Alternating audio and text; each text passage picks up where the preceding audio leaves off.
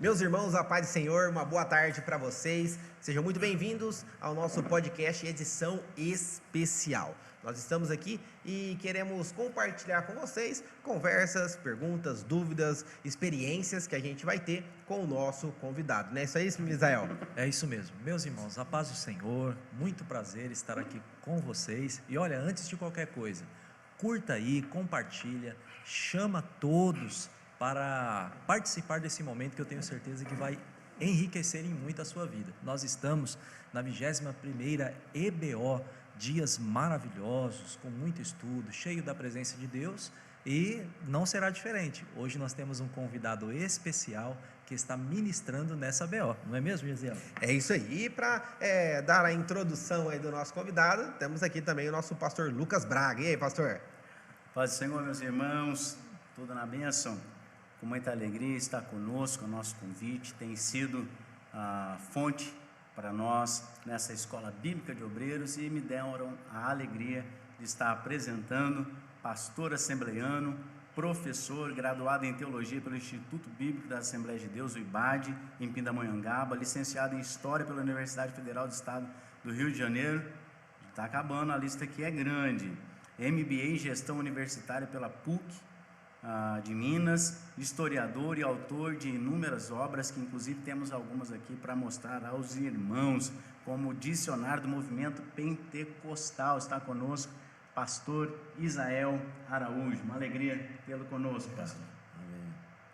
Amém, uma alegria muito grande estar com os irmãos e cooperar. Somos servos do Senhor, não é? Sempre fazemos tudo isso, a obra do Senhor, para servir a igreja. Amém? Amém. Quero desejar uma boa tarde aí a todos que estão já sintonizados, ligados, e creio que vai ser um momento muito bom para nós estarmos conversando diferentes assuntos da nossa realidade pentecostal do nosso país. Maravilha. Eu quero já começar com uma pergunta aqui, hein? Pastor, hoje achei bastante, hein? vai ser um conflito de perguntas hoje. Vamos ver Quem se faz mais, hein? Vamos ver se a gente vai dar tempo para o pastor Isael falar.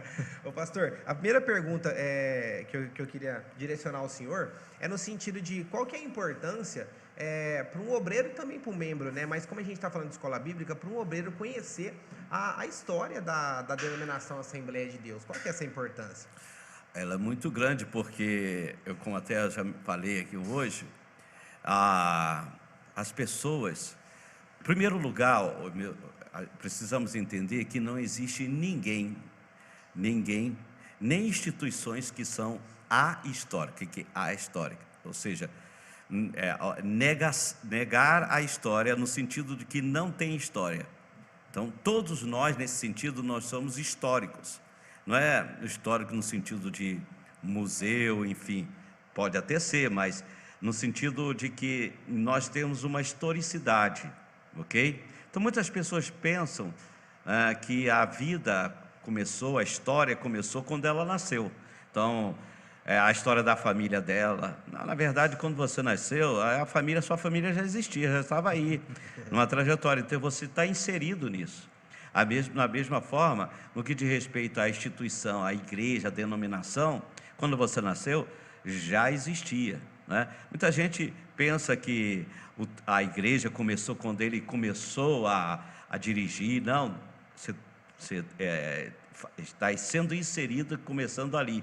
Então, em primeiro lugar, é importante na história para entender isso, que tem uma história, para você saber como que nós começamos, quem nós somos, qual foi a nossa trajetória, por que nós ensinamos desse jeito, por que nós pregamos dessa forma, por que nós cultuamos dessa forma, por que a nossa liturgia é dessa maneira. Diferentes questões, a nossa igreja tem uma razão de ser, Então, se você não conhece a história, você fica só repassando sem saber o porquê, qual a razão.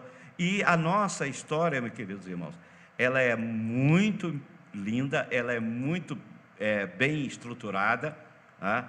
Muito bem fundamentada, e então isso dá uma firmeza, é uma formação que precisamos ter. A história tem essas funções.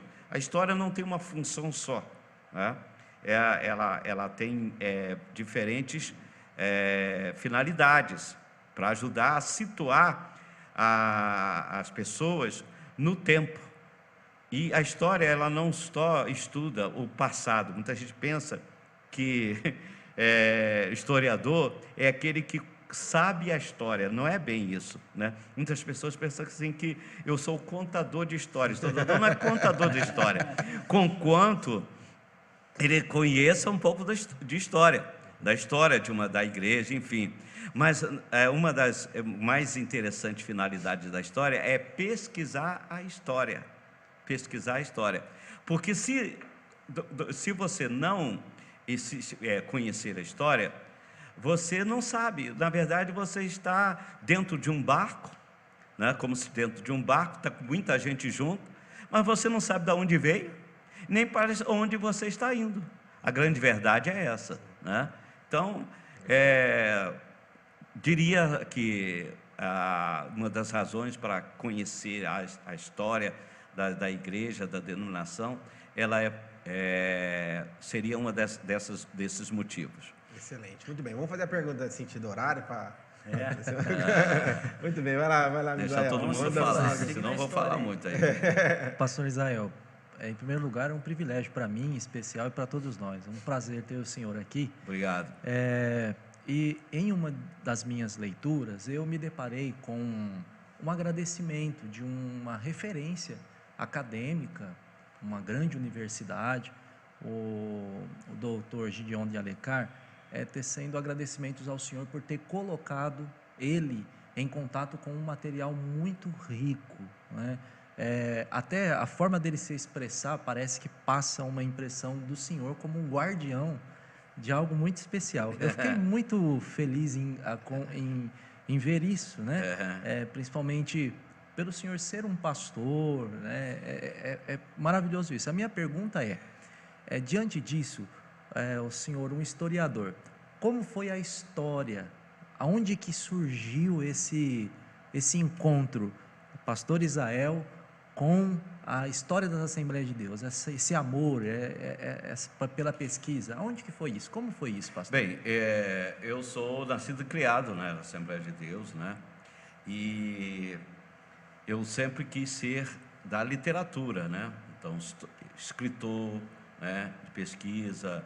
E interessante que depois de muito tempo eu fui até descobrir na família da onde teve isso, porque meu pai é uma pessoa que não teve muitos estudos, mas ele lidava com escrita, com ata. Ele foi por muito tempo secretário do Ministério de Niterói e São Gonçalo, Assembleia de Deus, e ele foi lá do interior do estado do Rio de Janeiro, agricultor, mas ele foi levado pelo meu avô materno para ser escrevente, ou seja, lidar com escrevente de justiça. Porque meu avô, ele era escrevente de justiça nos distritos da cidade pequenininha lá no estado do Rio de Janeiro. E mais tarde, já na CPAD, fui descobrir que o meu avô tem um artigo assinado por ele. Assinado por ele. Então, ele tinha essa pendor para a escrita, enfim. Então, veio, vamos dizer, não vou dizer que no sangue, né, na genética, né? Mas tivemos essa inclinação. Então, eu queria ser escritor, fui a trabalhar na CPAD no final de 79, fui levado para a CPAD. Então, eu, antes, assim, sempre me interessei por jornais de bairros, enfim. Então, passei a trabalhar na redação da CPAD, e lá na redação da CPAD, aí que vai chegar a resposta da sua pergunta, muito importante.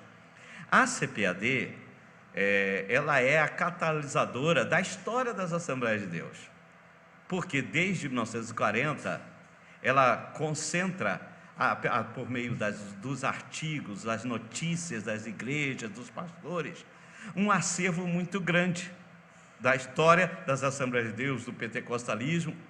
E aí, por causa da redação, passei a ter contato com esse material e a me interessar por conhecer a história, me envolver com essa parte, né?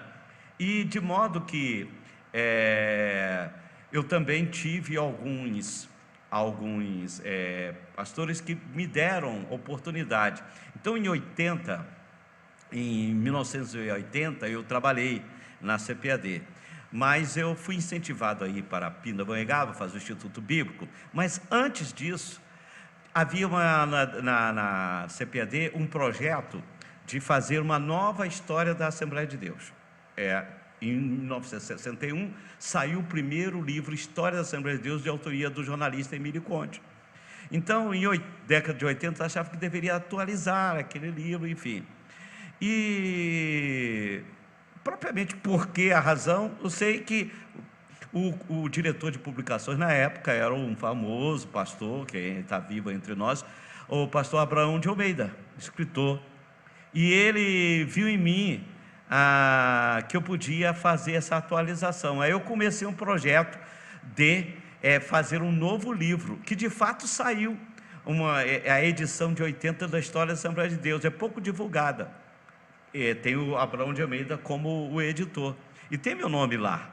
Só que eu não prossegui com o projeto, porque eu fui estimulado a sair para o seminário, Instituto Bíblico, mas eu deixei bastante pesquisa de atualização para isso.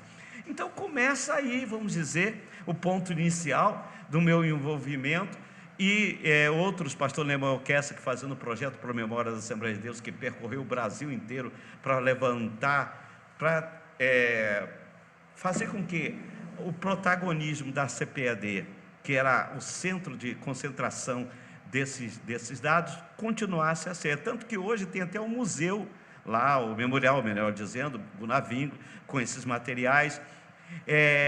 Tivemos gestões que não se interessaram muito. Eu passei a ter acervo particular, né, de pesquisa, guardei, fui assim o guardião.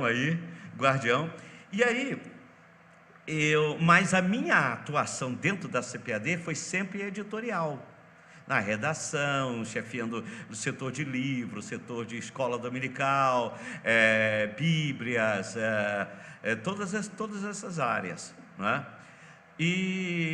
Mas acontece que o povo externo sabe que a CPAD tem lá esse acervo.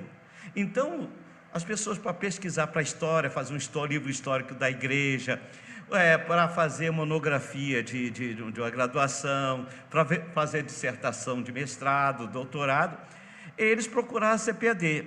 E aí a direção com que eles falavam, quem que designava para assessorá-los, para fazer encontrar o que eles desejavam?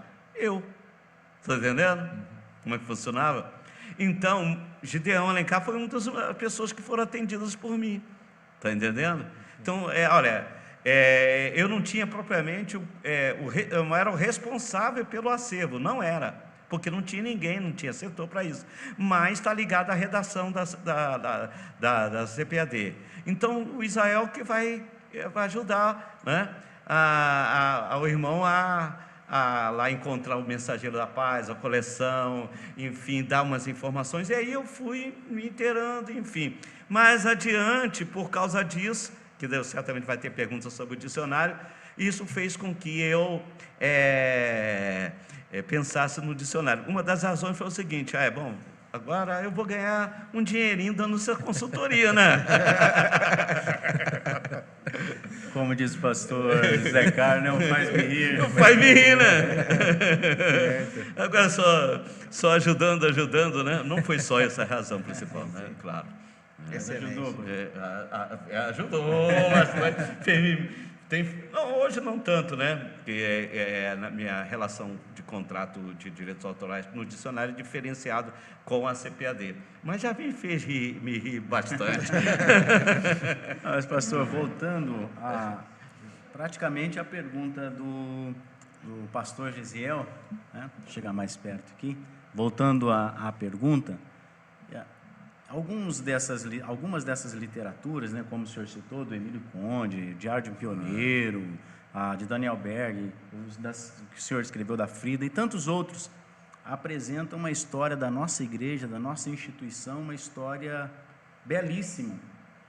Eu acho que a história da construção, o início da nossa igreja, é uma história ela Sem dúvida. faz ferver a fantástico, alma de fantástico. quem a conhece, né? É, E a gente tem visto uma geração que, desde o púlpito à porta, né, a grade infantil de crianças, desconhece muito da nossa história.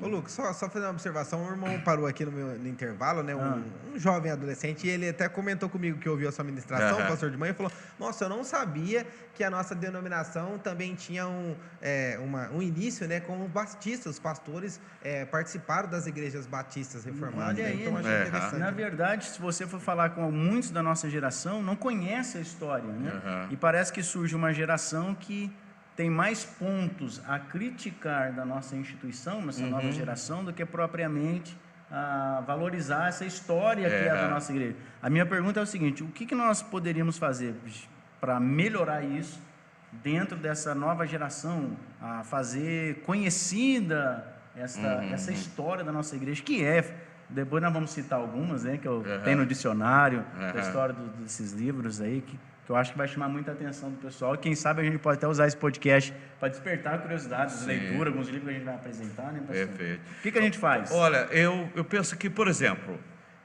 não que porque foi eu o convidado, mas a inclusão, a abertura numa escola bíblica para a temática como o irmão fez, né? Os irmãos aqui na Assembleia de Deus de Ribeirão fizeram, uma das contribuições para isso, ok? Porque a gente tem que entender que uma vez um amigo na CPD falou assim: quer dizer que agora nós viramos históricos. Isso, aí ele ficou preocupado. Entendi. Porque nós não ficássemos só com a história, ok? Sim. Mas isso é desconhecer a função da história, né? Porque, na verdade, infelizmente, no país, não é só dentro da igreja. Por exemplo, o que eu quero dizer? A gente fala assim: o povo evangélico não gosta de ler. Não é que o povo evangélico, só o povo evangélico não gosta de ler. É a sociedade, é o brasileiro, né? Por razões históricas, que leva as pessoas a quererem, e também o mundo, como a forma como se estrutura o mundo hoje, do presentismo, chamado presentismo, do imediatismo, tá entendendo? Leva com que as pessoas, elas não se interessem e fiquem muito, vamos dizer assim, sem sentido a palavra história, estudar a história. Então, são várias coisas complexas que levam a acontecer isso. Mas a gente tem que não desistir. A gente precisa fazer o que está sendo feito. E a história, como disse, perpassa por todas as áreas, A história, quando a gente estuda história, a gente tem que estudar sociologia, filosofia, literatura, tá? Estudar todas as funções. E interessante que a história está em todas as profissões, está no direito, está na medicina, ok? Está em todas as áreas, Então, acho que a igreja vai ganhar muito na formação bíblico-teológica dos obreiros, da geração, se nós dermos espaço para história, porque as pessoas pensam, infelizmente tem o senso comum, porque também muitas das matérias no colégio, muitos têm traumas da forma como foram ensinados, né? Matemática é uma delas, né? Hoje tem uma metodologia mais fácil de ensinar. E história? A história é decorar datas. Não é isso. Então, é por isso que muitas vezes quando a gente dá... E tem pessoas que pensam assim, que a história é para pessoas mais idosas. Não, você vê que o jovem, o exemplo que você citou, qual é a idade dele? Eu acho que 18, 19 anos. Então, muita gente fala para mim: não, isso aí é mais destinado a pessoas que gostam de história. E isso tem surpresa, tem jovens, tem pessoas de todas as idades que interessam por isso, né? E aí, uma obra como nós vamos citar aqui, ela é obras que vão colaborar para a formação. A palavra-chave é isso, é a formação, a contribuição para a formação. Então, que vá o conteúdo histórico para dentro dos seminários, né? Para dentro das escolas bíblicas, para dentro de podcasts, enfim, e, é claro, com meios que não torne, assim, muito enfadonhos, enfim, com curiosidades, enfim. Quando a gente vai dando, as pessoas vão fazendo conexões com o presente. Ah, é por isso que os nossos cultos são desse jeito, é por isso que a pregação nossa é dessa forma, é por isso que somos assim, porque, está entendendo? Porque teve uma origem, né? Tem uma razão, e aí fica melhor, fica mais fácil, e para dar continuidade. E sabendo que a nossa base, ela é muito boa. Que é uma coisa que é anti-horário, pastor. Já estou quebrando a época que a gente está aprendendo esse final de semana aqui. Não, pode falar. Porque a nossa instituição acaba também sofrendo um certo preconceito, pastor, como se a gente fosse um povo que não tem conhecimento, que não tem uma construção teológica desenvolvida com firmeza. Isso né? tudo é mito, isso aí é tudo, e vem parte de externo para dentro, né? Sim. De fora para dentro de nós. Exatamente. Então, mas está mudando, né? Então, por exemplo, a CPAD. A CPAD, ela alcançou um momento, hoje, como editora, que ela tem obras que já são indicadas para os seminários, para as faculdades, enfim, e ela já ocupa o espaço de bibliografia mesmo, de graduação, né? Por exemplo, lá na FAECAD, a maior parte da bibliografia que o MEC existe, a básica e a secundária, não me lembro se é o seu termo, na biblioteca, nós colocamos títulos, a maior parte da própria CPAD. Está entendendo? Porque academicamente já estão com altura. Então, tem muito do preconceito. Mas está acabando isso. Eu diria que está acabando, você está reconhecendo. Que muitos dos tradicionais já leem e recomendam. Por exemplo, vamos falar do dicionário. Eu soube que numa banca, um tempo atrás, lá na faculdade luterana, o examinador perguntou: você usou o dicionário do movimento pentecostal na sua tese? Que ele já sinalizou, se não usou, faltou esse referenciamento. Excelente. Ô, pastor, falando então em curiosidade, o senhor comentou, né? Uma das curiosidades que eu tenho, que o senhor queria perguntar, é verdade que a Frida Wing, ela foi internada em um hospital psiquiátrico, é verdade ou não? Não sei se o senhor sabe. Bem, é uma curiosidade. essa informação, ela não tem na biografia que eu fiz, não tem. Mas a Katja Norell lançou um livro, uma jornalista sueca que teve uma passagem aqui pelo Brasil, que foi eu quem a recepcionei aqui, depois pus em contato com Gideon Alencar, e ela se interessou muito da história de Frida Wingl e dos missionários suecos, e aí ela disse: vou fazer um livro em sueco lá para a Suécia, e eu não me lembro aqui o título do livro dela, não lembro, né? E aí ela então pesquisou e trouxe muitas informações da própria igreja Filadélfia, enfim, então tem registro houve que realmente tentativas e foram realmente tentaram interná-la, ok? Interná-la, colocar camisa de força e tudo mais. Bom, vamos lá, esse é um ponto. Outro ponto é o seguinte: a irmã Frida, ela queria muito retornar, o seu esposo, Gunnar Wing, morreu em 1933, na Suécia. E aí ela queria voltar para o Brasil. Voltar para o Brasil por várias razões. E ela e a liderança da Filadélfia, elas começaram a se chocarem com Levi Petro, pastor Levi Petro, e vários pastores. E as informações que eu tenho de família é que começaram a dizer... Porque acontece o seguinte, eram dois personalidades fortes, Levi Petrus e irmã Frida Wingler. Irmã Frida Wingler era uma mulher decidida, resoluta, a história ela atua em várias áreas, e o pastor Levi Petrus também começaram a se chocar na ideia. Então ela tentou voltar para o Brasil, depois ela quis ir para Portugal, enfim, mas a igreja não achava que ela não podia voltar, viúva, com filhos, para cá, para o Brasil, enfim. E aí espalharam-se vários boatos. Quando estava no Brasil, ela passou por umas 2 ou 3 enfermidades de, como chama, agora eu me lembro, de febre amarela. Malária, isso mesmo, malária.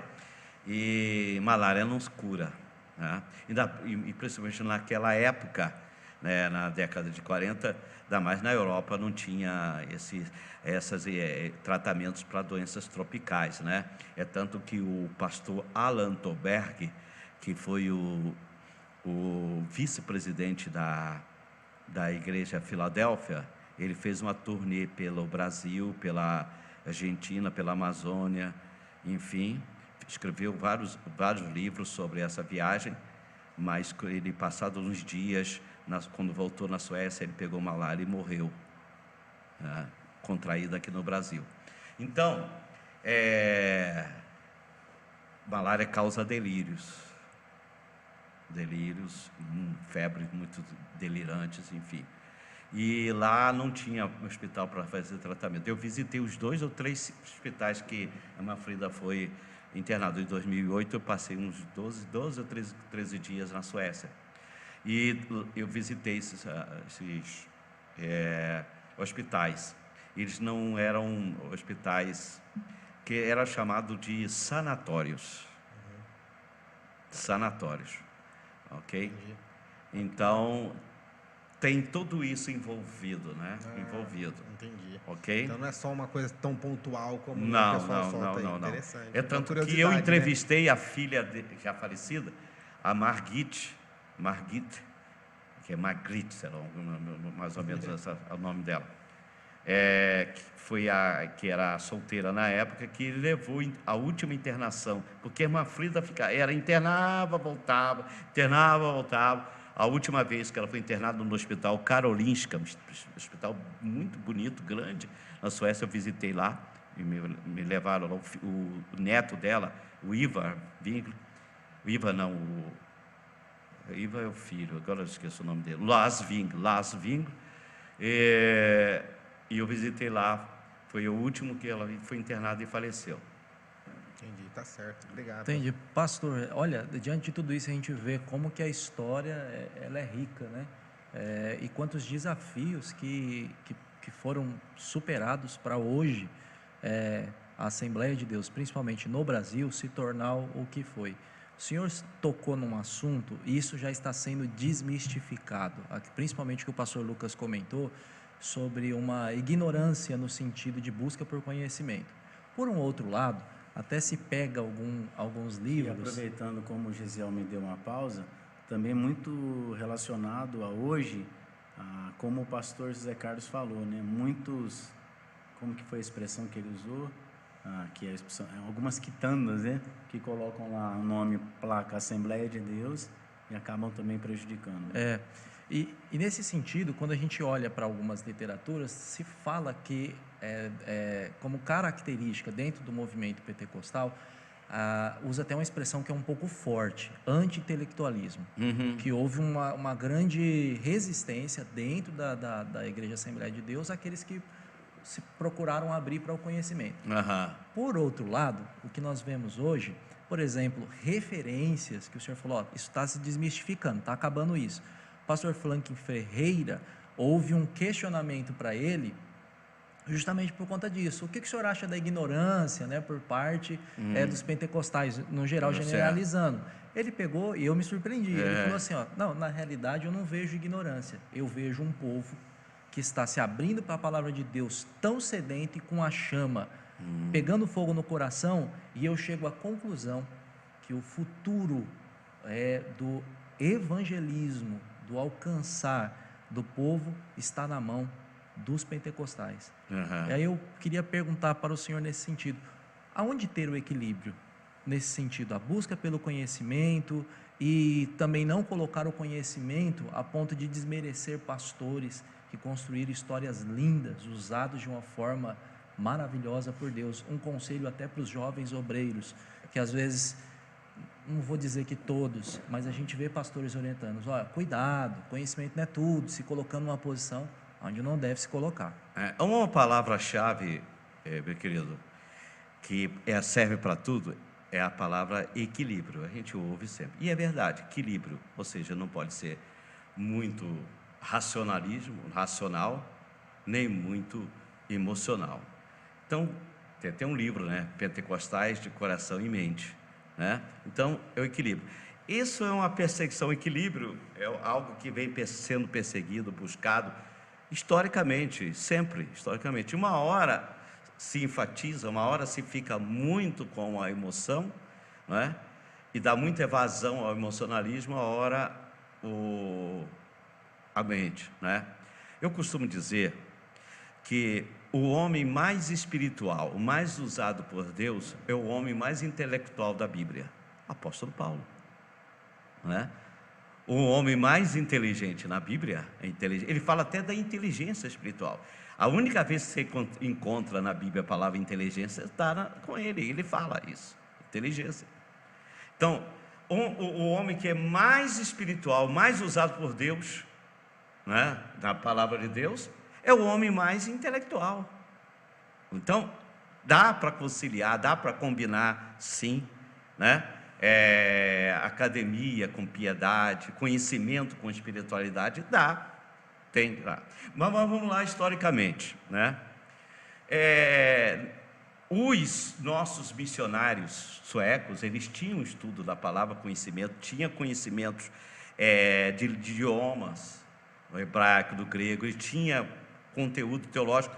Agora, é um anacronismo. O que é um anacronismo? Você aplicar terminologia do nosso tempo para o passado, ok?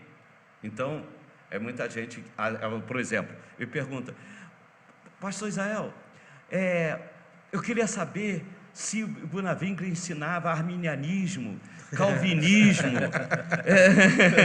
Não,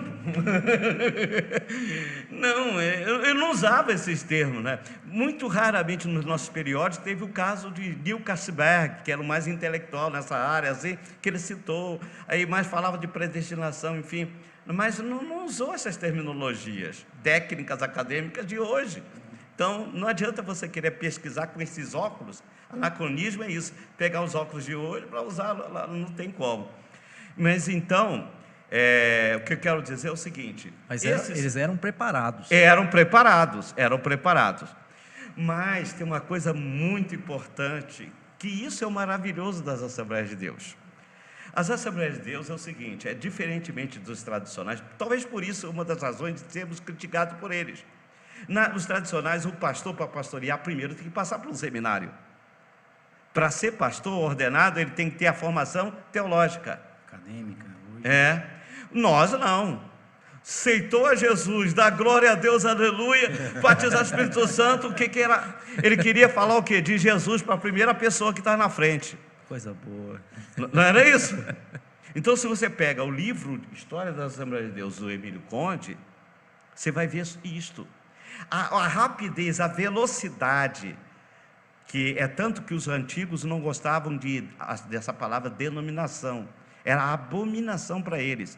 Até a década de 50 e 60 não fala, os grandes, tem artigo até mesmo da Paz, eles não achavam denominação, nós não somos a denominação, nós somos o movimento do Espírito Santo.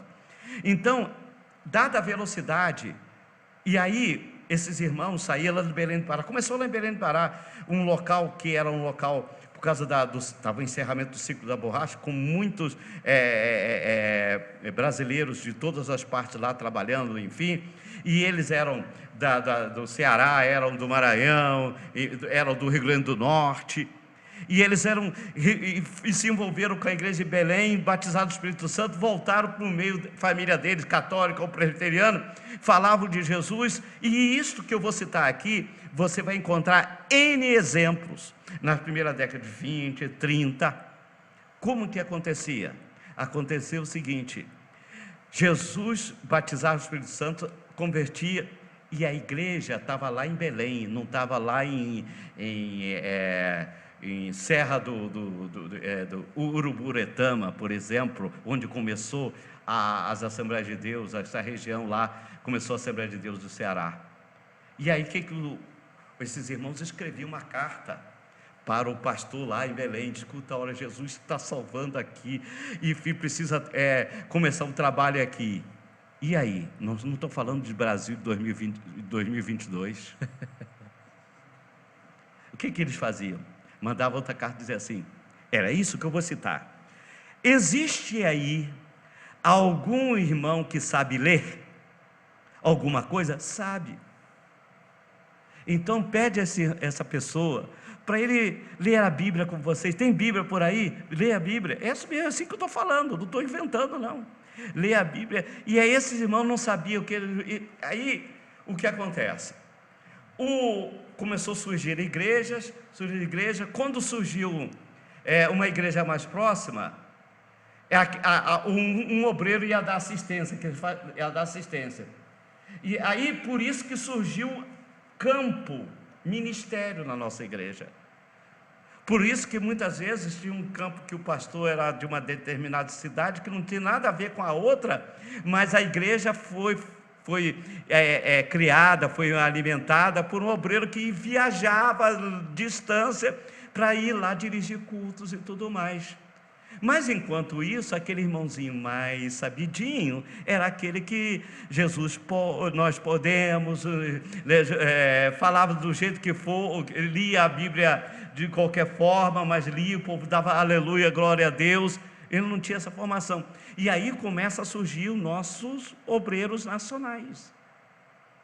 Mas, ao mesmo tempo, vêm sendo realizadas escolas bíblicas para procurar formar. Só que a velocidade de surgimento de igreja, ou melhor, o preparo e a formação não acompanhou a velocidade.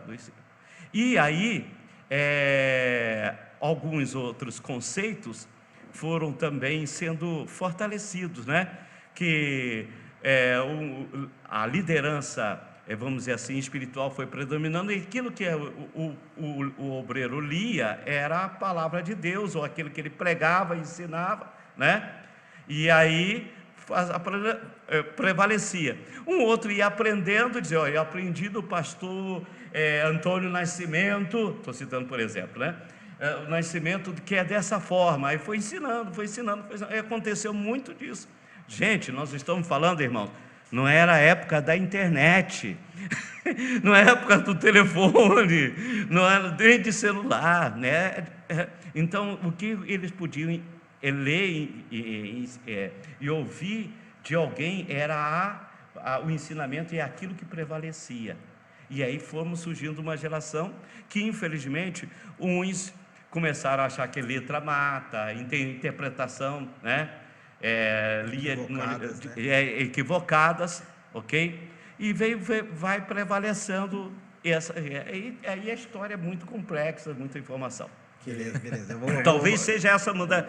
Eu creio que é uma das explicações dessa nossa forma de ser. Dentro disso, então, pastor, hoje a gente ainda ouve, né? Que, por exemplo, a pregação dos pioneiros, né? Samuel Nisso, Daniel Bergo, Navinho, a pregação deles era essa: Jesus cura, Jesus salva, batiza com o Espírito Santo, cura e leva para morar no céu. Entretanto, o senhor até apresentou hoje, né, dentro do seu estudo de manhã, que havia toda uma preocupação dos pioneiros, pastores, da sistematização dessas realidades, dessas verdades que estão falando. Não era simplesmente assim, era um pessoal gabaritado e preparado para isso. Inclusive, até do Emílio Conte, parece que Samuel Nisso era até um poliglota. Falava inúmeros idiomas. Então, eram pessoas devidamente preparadas e estruturadas. O que surgiu foram pessoas, o movimento, essa explosão do pentecostalismo que surgiu essas necessidades aí. Aí o que acontece? Continuando, por outro lado, os missionários tinham uma preocupação com o intelectualismo que viesse a causar um formalismo, né? Um formalismo na igreja e que viesse a influenciar e a até matar, né, o espírito, a espiritualidade, enfim, né? Mas não é verdade que os pioneiros missionários, e até propriamente, porque não foram todos, né? Porque o problema é aquele sempre que a gente fala, o pecado da generalização, até nacionais não foram todos, né? Tinham homens que eram, eles vieram para o ministério, mas eles tinham autodidatismo e eles eram versados em literatura, gostavam de leitura. O pastor Alcebiades Pereira Vasconcelos, um homem muito culto na palavra. Eu conheci o pastor José Bezerra da Silva, que foi pastor de Pernambuco. Aquele homem, ele conhecia poesia, todos os poetas citavam, todos eles transitavam na literatura. Pastor Estevão Ângelo de Souza, um grande intelectual, né? Tivemos vários aqui, eu não estou me lembrando, nacionais, que tinham, embora fossem autodidatas, mas eles liam literatura, liam filosofia, eles liam, dizer que não liam. O senhor até citou que eles tinham conhecimento de grego e hebraico, então esse negócio, como diz no original, já era de lá, não é só agora não. Não é isso não. Exatamente. Excelente, muito bem. Pessoal, a hora passa que a gente nem imagina, né? Meu Deus do Ontem céu. eu estava pontuando, Gesiel acabou o culto. Muito bem. Pessoal, então tem algumas perguntas aí das pessoas que estão participando conosco, e aí eu quero só fazer menção dos irmãos que estão participando conosco aqui, irmã Gisele, irmã Kérima, irmã Priscila, irmã Neuza, irmã Liliane, irmã Josane, deixa eu ver aqui, irmã Lloyd, irmão Jonas, Modailton, os irmãos estão participando conosco. E agora, para não ficar só nas nossas perguntas aqui, tem várias, mas a gente vai ter que cortar aqui, hein? Uma pergunta das pessoas que estão participando conosco. Então vamos lá, roda a vinheta aí, produção. Agora, chegou o momento em que as melhores perguntas feitas pelas pessoas que participam do nosso pod ao vivo serão lidas e respondidas pelo nosso entrevistado. Aproveite a Super Troca. Muito bem, pessoal, voltamos aí, essa é a vinheta das perguntas. Vamos escolher aqui, deixa eu ver aqui, tem algumas perguntas aqui. Ô pastor, vou escolher uma aqui, só pra gente voltar no tema da irmã Frida, né? Tem uma pergunta que foi feita aqui pela irmã Jéssica. Causa muito furor. É uma pergunta, eu acho que da Frida, hein? mas eu acho interessante, né, que a gente percebe como que é importante a gente conhecer a história, né? Da nossa denominação, enfim, vamos lá. A irmã Jéssica perguntou assim, pastor, a separação, né, um termo que ela usou, a divisão de Gunnar Ving e Daniel Berg, foi por conta da notoriedade de Frida no ministério? Uma divisão em Gunnar Ving e Daniel Berg? Isso, que teve um momento que eles...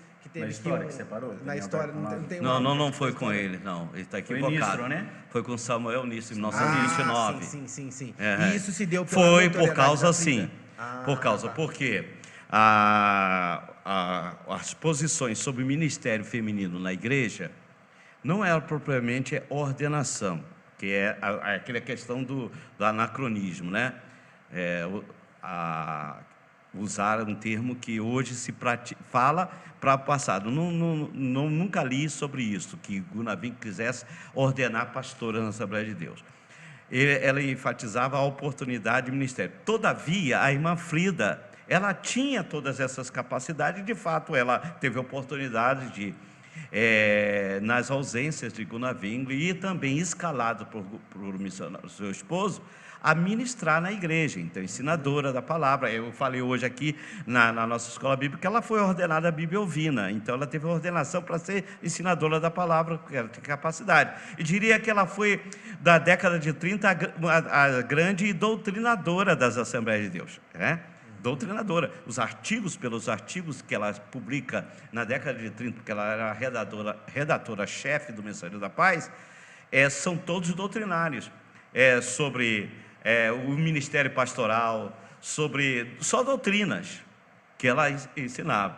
Então, de fato, o centro dessa discordância foi realmente a visão que cada um tinha, né?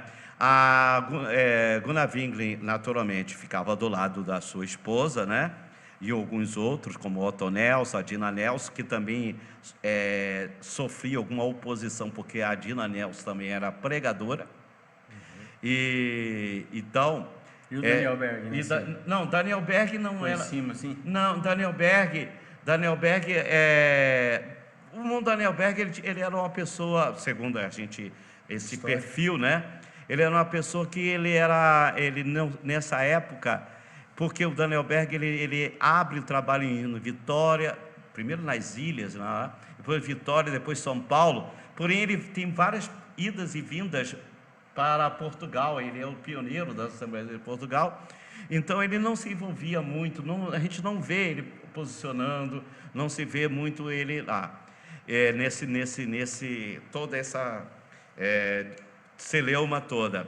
E realmente houve uma decisão em 29 que assim, foi decidido, está lá literalmente nas agendas. Hoje nós decidimos que eu e Samuel Nisso decidimos, na escola bíblica ou algum estudo bíblico onde eu ministrar, ele não vai, onde ele for eu não vou. Foi decidido. Mas isso não perdurou, não foi eles se entenderam, enfim, tá? Mas houve esse momento, sim, porque Samuel Nisso era do lado de que as mulheres podiam ter um outro tipo de participação e não com esse protagonismo que a Frida tinha. Entendi. Ô pastor, então tem aqui também, muito obrigado pela resposta, respondi, irmã Jéssica. Tem duas perguntas de duas pessoas que são bem semelhantes. Sim, né? vamos lá. Uma é da irmã Gisele, que ele falou que a gente vê muitos testemunhos fortes, edificantes, de milagres, né? Em toda a história da Assembleia de Deus, né? E ela queria saber qual um testemunho que chamou mais a atenção do senhor, que o senhor pode elencar aí. E a irmã Jonas também comentou nesse sentido, né? Que nas leituras bibliográficas dos pioneiros, a gente percebe a vida de homens e mulheres que fazem um bom trabalho, né? E fala assim, qual que foi a história que faz o Senhor enxergar as lágrimas nos olhos, né? Que o Senhor poderia contar para nós aí. Então, acredito que seja uma pergunta semelhante aí. Assim, são muitos, na verdade, eu não assim, estiquei muito no sentido de ser nos biográficos e contando testemunhos, né? Mas extraordinário por exemplo, um missionário Simon Jungling. Ele foi o pioneiro das Assembleias de Deus no Alagoas. E lá conta que um dia resolveram servir uma limonada envenenada para matar o missionário, para matá-lo, né? Mas aconteceu lá uma situação, aquela velha história de botar um veneno né? Então, eles sabiam disso, e quando ele pediu água para beber, deram uma limonada envenenada, né? Mas ele tomou e não aconteceu nada com ele, né? Então, extraordinário. Uma outra história muito emocionante, eu não me lembro aqui o nome de dele, tentar um missionário, é uma história muito triste. Vieram ele e a esposa para trabalhar no Pará, e ele não duraram nem 2 meses. Ele contraiu malária, morreu, mas estava no meio do Amazonas, não tinha como voltar. Ele foi sepultado no meio de Igarapé, está lá. E ela precisou ir embora. Você imagine, né? Todo um sonho de missionários, de ser missionário, né? Sonhado, enfim, e não durar nem 2 meses, morrer aqui no Brasil. E ainda mais ficar... Igarapé é um local, eu te peço, de um rio, não conheço muito ali, um rio que surge lá no meio da floresta, lá, né? E foi sepultado lá mesmo, né? Então, é uma história muito emocionante. Muito bem. Eu acho que é Eric Jansson, mas não, Eric Jansson é uma outra pessoa. Todos esses nomes suecos aí que não dá para dominar aqui. Tá Ver se eu certo. consigo lembrar aqui. Pastor, tem bastante participação aí dos internautas. Muito obrigado pelas participações aí. Deus abençoe. O irmão Adailton Alves, ele diz, a pergunta dele é a seguinte: paz do Senhor, gostaria de saber do entrevistado, pastor Israel, sobre a importância da história para a construção de uma identidade. No caso assembleiano, a identidade teológica, pentecostal, denominacional, etc. Creio que nós já falamos bem isso, sobre essa importância da história para a construção de uma identidade, né? É fundamental sabermos da mesma forma como nós ajuda a gente saber a história nossa familiar, né? Para a nossa identidade, principalmente para nós sabermos o que somos, por que somos e para onde vamos e o que nós estamos fazendo. O que nós estamos ensinando, o que nós queremos. Senão ficamos perdidos, sem direcionamento, né? Sem direcionamento. Podemos tender a ser críticos, achando que nada serve, que nada presta, que tudo que nós estamos fazendo nesse momento que serve. Podemos também achar que, por outro lado, era aquele sentido tradicional, que a nossa história é romantizada, né? Que o passado é que servia, o passado, aquela igreja que era a igreja certa, correta. Não é bem isso. É isso que passou. Aquele tempo, né? Nós somos hoje somos aqui, e nós estamos nessa condução, nós estamos nesse momento, nós que estamos com essa missão, né? Então nós precisamos, e a identidade nos ajuda a esse norteamento, né? Vamos dizer assim. Muito bem, então a gente vai caminhando para o final. O pastor Lucas até mostrou ali uma folha de perguntas que ele teria, vai ter que ficar em off essas perguntas aí. Olha aí, ó, mostra para a produção aí. Tinha uma folha de perguntas aí, só que pode ser mais uma só? Nenhuma, o tempo já foi. O pastor vai ministrar à noite ainda, no encerramento da escola bíblica. Então o tempo passa muito rápido e o pastor tem que descansar um pouquinho aí. Pessoal, então a gente quer agradecer muito a presença, principalmente do nosso entrevistado, né, que participou aqui conosco, de você que reservou um tempinho para ficar nesse início de tarde aqui conosco, conversando e aprendendo um pouco mais da nossa história. E agora o pastor só vai comentar, né, sobre principalmente uma das principais obras, né, que é a questão do dicionário, e só fazer um comentário sobre essas duas obras que eu achei muito interessante.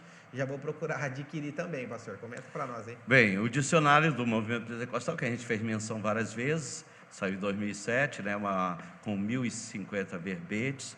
Contempla não somente verbetes biográficos de pessoas, personagens do movimento pentecostal, quer do Brasil como de fora, né? Mas que tem a ver com nossa história, e também temas, conceitos, denominações pentecostais, de todos os espectros, né? Todo o âmbito do pentecostalismo, quer no Brasil e fora. Então é uma obra de referência que não pode faltar. E tem esses dois lançamentos aqui da CPAD que são muito interessantes. Nós estamos no ano do centenário da harpa cristã, e um aluno da faculdade FAECAD, de uma pós-graduação de teologia pentecostal, ele fez um TCC, um trabalho de conclusão de curso, na área da teologia pentecostal na harpa cristã. E a CPAD achou muito interessante e transformou em livro, que é a contribuição do Inário na formação da doutrina pentecostal em nosso país. Muito interessante mesmo.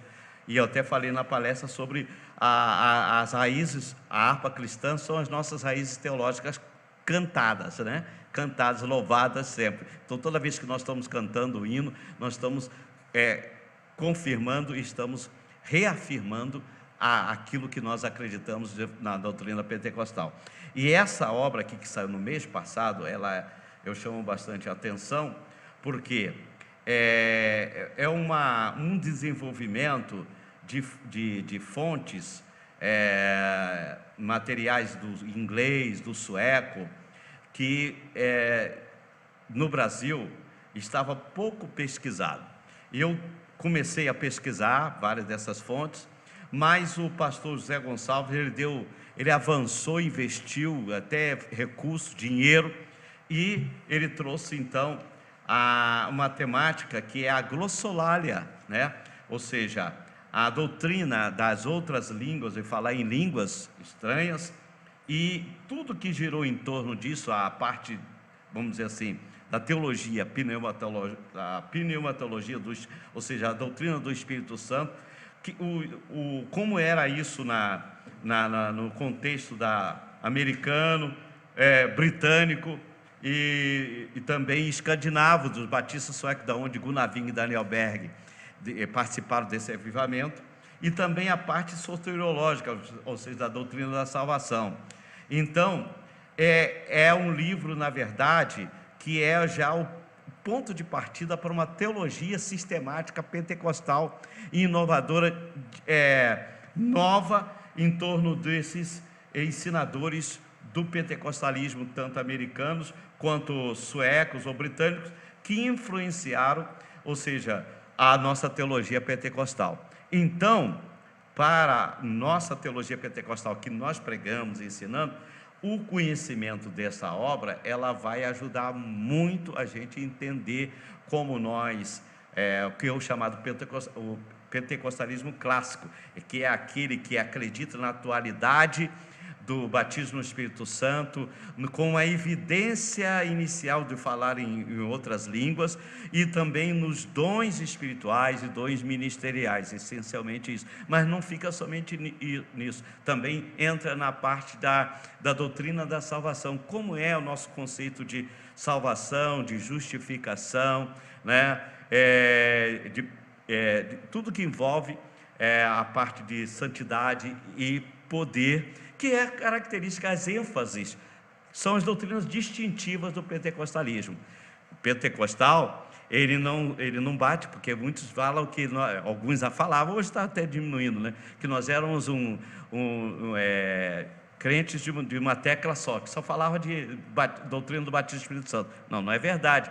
Nós somos daquela origem de todas as doutrinas principais, teológicas, nós ensinamos. Justificação, regeneração, cristologia, né? Todas elas nós ensinamos, com uma diferença: nós enfatizamos também as doutrinas relacionadas ao batismo do Espírito Santo, aos dons espirituais, enfatizamos com o principal, a atualidade, ou seja, que é para os nossos dias. Bem? Ô pastor, então como a gente está finalizando agora, né? Eu tenho que finalizar os livros aqui, que eu tenho que fazer a merchan da livraria. Tem que fazer a merchan. Você roubou a deixa agora, antes de finalizar. Então vai finalizar. Aonde é que encontra esse livro? Exatamente, ainda mais importante. Que agora para EBO, se você vai vir hoje à noite, vai ter a promoção lá, Gisiel. Você pode deixar. Promoção, eu gosto de promoção. Coisa boa. Fala para nós. Por exemplo, o pastor hoje comentou que esse livro aqui, só em material de pesquisa, o escritor gastou mais de 30 mil reais só em fonte de pesquisa. Né? São mais de 500 páginas. Um livro desse aqui, na CPAD, acho que está R$ 93. Nós estamos R$ 95. Esse daqui, R$ 39. Mas se você, usando agora, o pastor Elias Soares está até falando comigo aqui no WhatsApp, usando o merchan do pastor Elias Soares. Só hoje você leva os dois por R$ 110. Passe lá na livraria. Aproveite. É só durante a Escola Bíblica de Obreiro. O dicionário que o Misael trouxe, que esse é o dele. Esse é meu também. Trouxe para ser autografado. Que tem uma dedicação ali. Tem a dedicatória aqui que o pastor Isael fez para o Misael. Tem que fazer. E temos na livraria também. Se eu falar o preço aqui, o pastor nem vai acreditar. Está R$ 109. Tem aí na livraria? Temos ainda lá 3 exemplares, se não me falha a memória. Um é meu, tem 2 então, porque um é meu, hein? Um é meu, então tem 2 só. Eu costumo brincar, né? O Éder, que ajuda aí, faz um trabalho maravilhoso no técnico nosso de som. A gente estava um dia num trabalho, eu falei, livro bom é o que para em pé. Aí, esse aqui. Olha aí. E um irmão estava na livraria e falou, pastor, eu vou esperar baixar um pouquinho, está muito caro. é porque não sabe o investimento Não que é vale na o vida investimento. e o que foi para construir um livro desse, que também para em pé. Ó, aproveitando, né, só para concluir, lembrando que todo investimento Livro que é livro. feito para a Aí, nossa livraria da nossa igreja é revertido em missões. Então, qualquer livro que você comprar, todo o dinheiro que é investido ali na nossa livraria é revertido em missões. Então, você vai estar adquirindo conhecimento, crescendo nos estudos, né? Também abençoando a vida do A missionário. obra missionária. Pastor, para finalizar agora, só deixar uma mensagem para quem está participando conosco, que teve esse interesse da história, comentar para o pessoal a importância disso, né? Finalizando, deixando uma mensagem para nós aí. Amém. Eu agradeço a todos que participaram, estão conosco, que vão estar também, né? Certamente vão estar falando, divulgando. Muito obrigado por o seu interesse, porque, na verdade, quando o conhecimento abre um leque, né? Amplia, né? E depois que você começa a subir, né, e ir mais alto, você não quer menos. E eu tenho certeza que será uma caminhada muito bonita de descobertas, e você vai cada vez mais querer adquirir esses livros, conhecer, e vai ajudar muito naquilo que você faz. Seja como professor de escola dominical, seja como pastor, seja como missionário, seja como na liderança, né, da oração da igreja, enfim, diferentes cargos, seja professor no seminário teológico, vai lhe ajudar muito.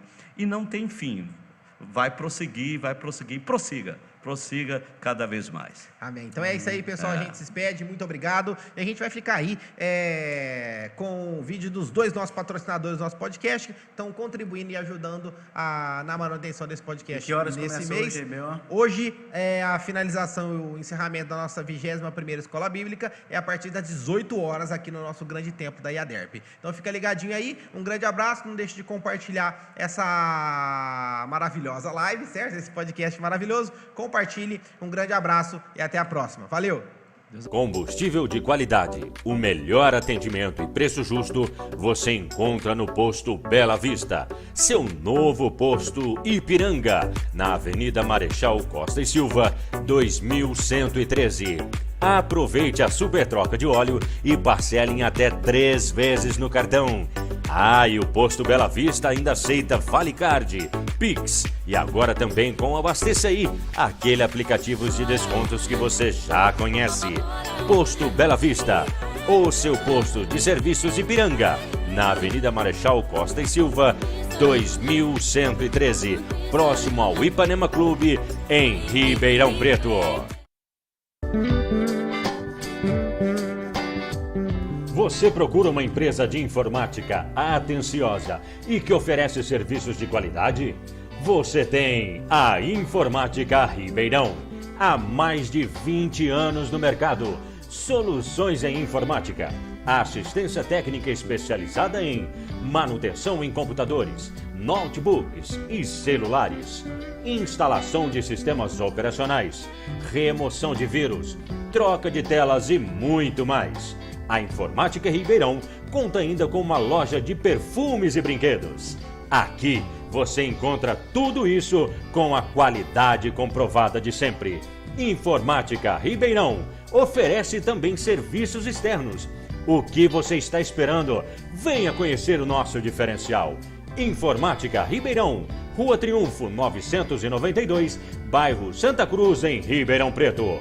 Telefone 16 41 41 29 41, 16 41 41 29 41. Informática Ribeirão, o nosso destino é o futuro e o nosso convidado é você.